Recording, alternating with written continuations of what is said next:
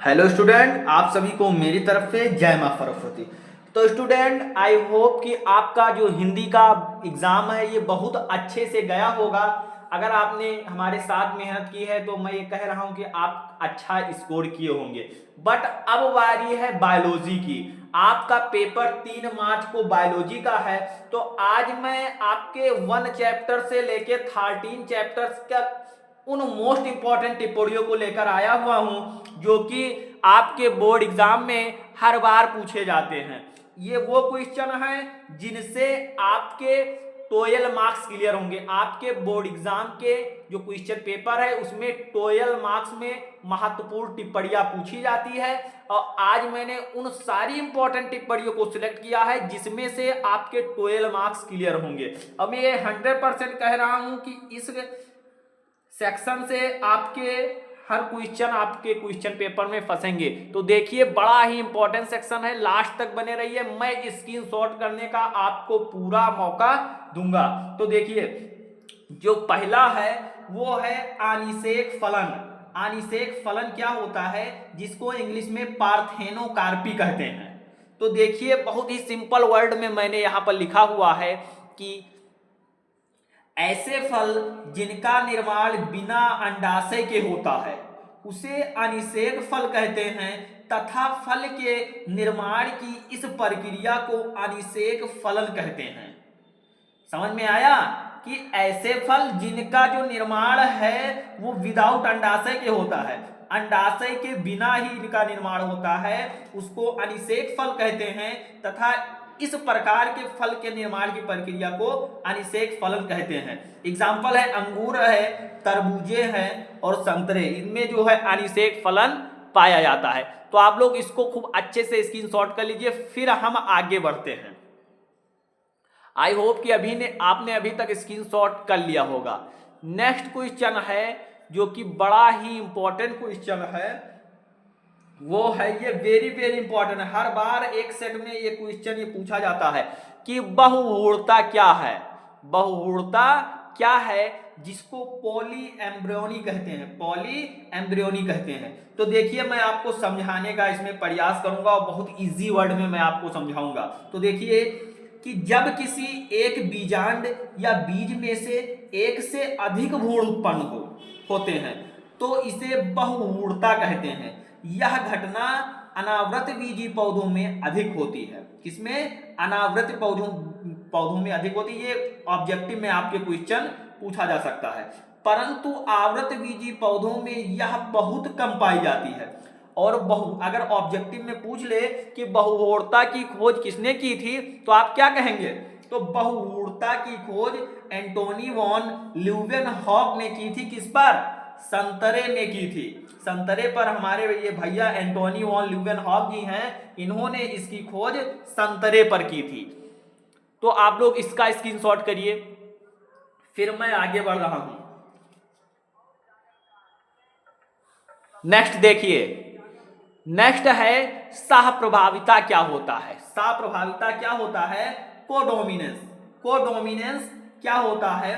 तो देखिए कि जब किसी कारक या जीन के एलील में से भी भ्रूण रूप से जो में से भी पूर्ण रूप से प्रभावी या अप्रभावी ना होकर, जब किसी कारक या जीन के एलील में से भी पूर्ण रूप से प्रभावी या अप्रभावी ना होकर मिश्रित रूप से प्रभाव डालते हैं तो इस घटना को सह प्रभाविता कहते हैं।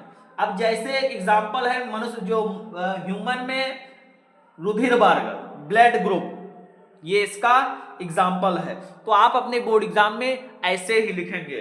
तो आप लोग इसका स्क्रीनशॉट करिए, फिर हम नेक्स्ट की तरफ आगे बढ़ते हैं।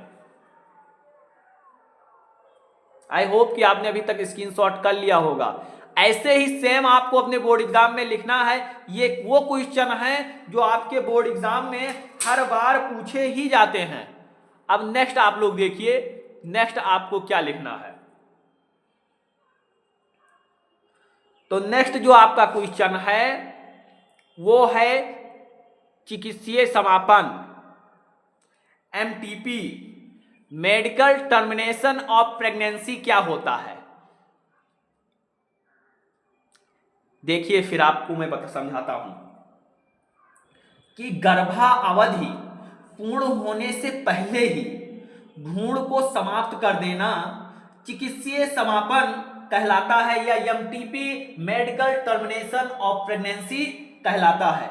यह प्रक्रिया कानून अपराध है। यह प्रक्रिया कानून अपराध है। क्यों अपराध है? क्योंकि इससे जो है वो लिंग परीक्षण, लिंग की जांच कर ली जाती है, जिससे पता चल जाता है कि जो होने वाला जो शिशु है ये लड़का है अथवा लड़की।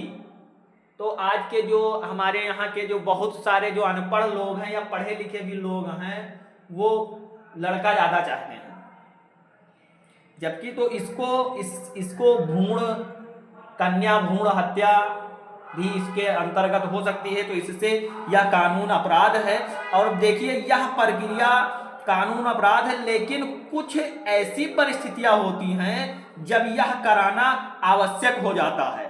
अब जैसे हो गया इसमें बलात्कार हो गया, या शिशु जन्मजात रोग हो गया, या अनचाही सगर्भता, सगर्भता चाहते ना चाहते हुए भी सगर्भता हो जाए तो उसको उस कंडीशन में एमटीपी कराई जाती है, मेडिकल टर्मिनेशन ऑफ प्रेगनेंसी, जिसको चिकित्सीय सगर्भता समापन कहते हैं। तो अगर आपके बोर्ड एग्जाम में आता है तो आप कुछ ऐसा लिखेंगे। फिर देखिए नेक्स्ट है, नेक्स्ट जो कि है स्क्रीनशॉट कर लिया आपने। हाँ, अब नेक्स्ट है परख नली शिशु क्या होता है, टेस्ट ट्यूब बेबी क्या होता है। बड़ा ही इंपॉर्टेंट है, ये आपके बोर्ड एग्जाम में हर बार पूछा जाने वाला क्वेश्चन है और 5 नंबर में भी पूछ लिया जाता है। ये वेरी वेरी इंपॉर्टेंट है, आप लोग इसको बहुत अच्छे से तैयार कर लीजिए। तो देखिए परख नीली शिशु क्या होता है। तो यह तकनीक उन दंपतियों के लिए प्रयोग में लाई जाती है जिनमें या तो पुरुष के वीर्य में शुक्राणुओं की संख्या कम पाई जाती है, या फिर स्त्री में गर्भ नहीं ठहरता है। इस कंडीशन में यह जो टेक्नोलॉजी है का उपयोग किया जाता है। इस तकनीक में प्रयोगशाला में पत्नी के अंडाणु को पति के शुक्राणु से एक परख नली शिशु में, परख नली में निषेचित कराया जाता है। सेम शरीर के जैसे टेम्परेचर पर एक परख नली में जो पत्नी के अंडाणु को पति के स्पर्म को लेकर निषेचित कराया जाता है। इसके बाद तैयार भ्रूण जो है को फैलोपियन नलिका में स्थानांतरित कर दिया जाता है, जहां पर भ्रूण का विकास स्त्री में सामान्य रूप से होता है। इस प्रकार के से प्राप्त शिशु को परख नीली शिशु या टेस्ट ट्यूब बेबी कहते हैं। तो आई होप कि आपको टेस्ट ट्यूब बेबी बहुत अच्छे से समझ में आ गया होगा। आप लोग स्क्रीनशॉट कर लीजिए। मैं जो कह रहा हूं मेरी बातों को बहुत ध्यान से सुनिए।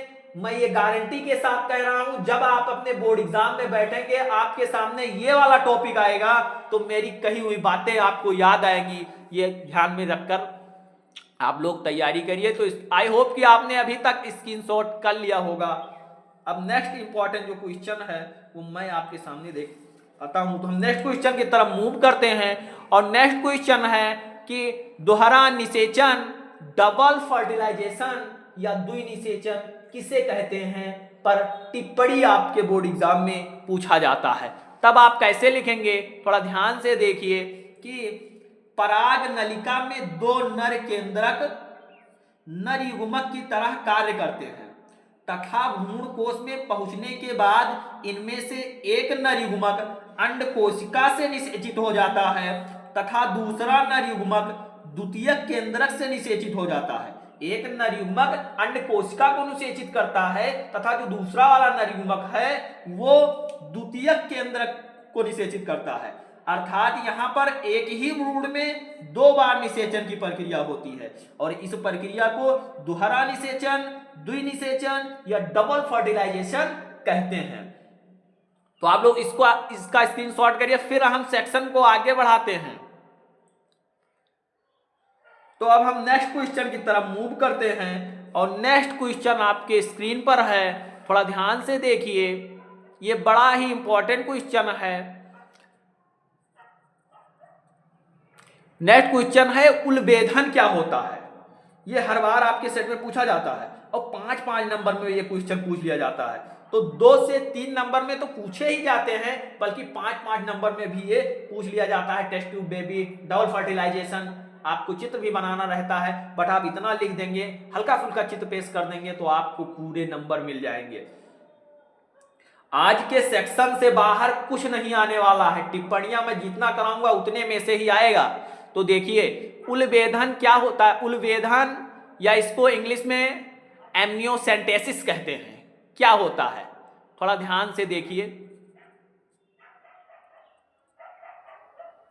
हाँ, तो यह एक ऐसी तकनीक है जिसका उपयोग करके गर्भावस्था में भ्रूण की गुणसूत्रीय असामान्यता तथा अन्य व्यवस्था की जानकारी के लिए किया जाता है।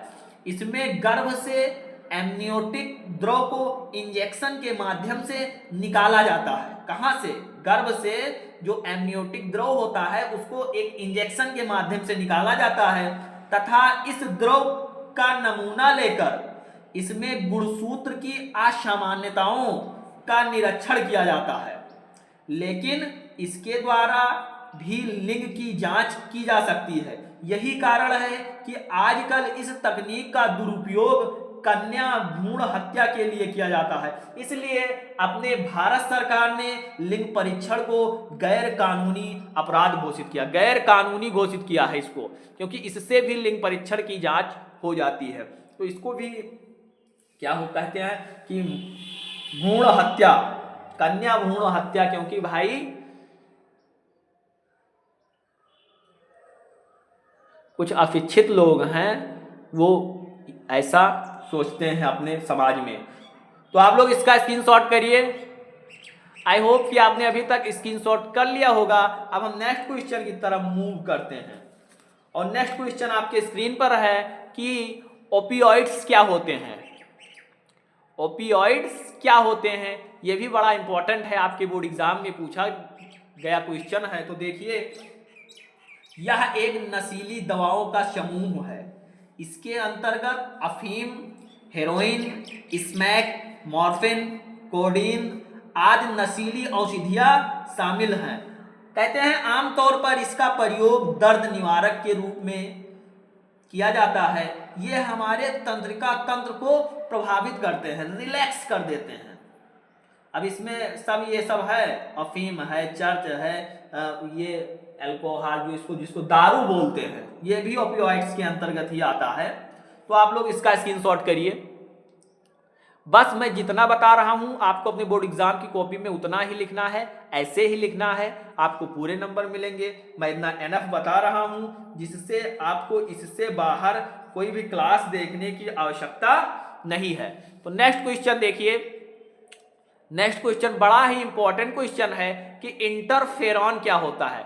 इंटरफेरॉन्स क्या होता है, वेरी इंपॉर्टेंट है, यहां पर मैंने टिक किया हुआ है, आप लोग देखिए। तो इसको देखिए कि इंटरफेरॉन क्या होता है।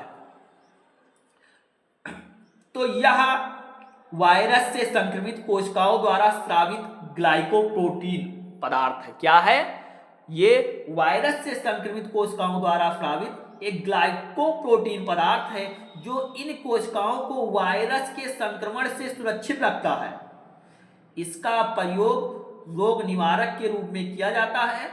अतः यह अंतः कोशिकीय विषाणुओं के गुणन को रोकता है, इसलिए इसे इंटरफेरॉन कहा गया है। इसलिए इसे इंटरफेरॉन कहा गया है।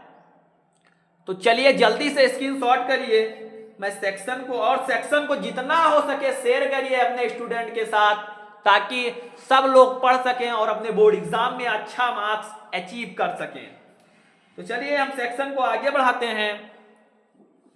नेक्स्ट क्वेश्चन है आपके सामने स्क्रीन पर कि प्रतिरक्षा क्या होती है, इम्यूनिटी क्या होती है। तो देखिए, किसी प्राणी के शरीर में शरीर द्वारा किसी रोगजनक के प्रति रोग उत्पन्न करने से रोकने की शक्ति, कैपेसिटी को प्रतिरक्षा कहते हैं। जिस व्यक्ति के शरीर में यह शक्ति होती है उसे रोधक्षम्य या प्रतिरक्षित कहते हैं।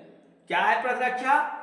प्रतिरक्षा वह है जो बाह्य कारकों, बाह्य रोगाणुओं, विषाणुओं से जो हमारे शरीर की रक्षा करता है, हमें बचाता है, उसी को हम इम्यूनिटी सिस्टम या प्रतिरक्षा तंत्र कहते हैं। तो आप लोग स्क्रीनशॉट करिए, ऐसे आपको अपने बोर्ड एग्जाम में लिखना है। बाकी मैं आपको समझा रहा हूं। तो नेक्स्ट क्वेश्चन है रिस्ट्रिक्शन एंजाइम क्या होता है? बड़ा ही इंपॉर्टेंट है और हर बार ये बोर्ड एग्जाम में आपके पूछा गया है। तो देखिए, प्रतिबंधन एंजाइम क्या होता है? तो यह एक ऐसा एंजाइम है जिसके द्वारा डीएनए खंड को विशिष्ट स्थानों से काटा जाता है। इसे आणविक कैंची भी कहा जाता है। क्या कहते हैं? और इंग्लिश में क्या कहते हैं इसको? Molecular scissor. आणविक कैंची, मॉलिक्यूलर सीजर भी कहा जाता है। वह एंजाइम जो डीएनए को काटता है उसे प्रतिबंधन एंडोन्यूक्लियस एंजाइम कहते हैं। जबकि डीएनए खंड को जोड़ने वाला एंजाइम कौन सा है? वो है लाइगेज। लाइगेज एंजाइम है, वो डीएनए को विभिन्न खंडों पे जोड़ता है। तो स्क्रीनशॉट करिए, बड़ा ही इंपॉर्टेंट क्वेश्चन है ये आपके बोर्ड एग्जाम में पूछा जाएगा। आई होप कि आपने स्क्रीनशॉट कर लिया होगा।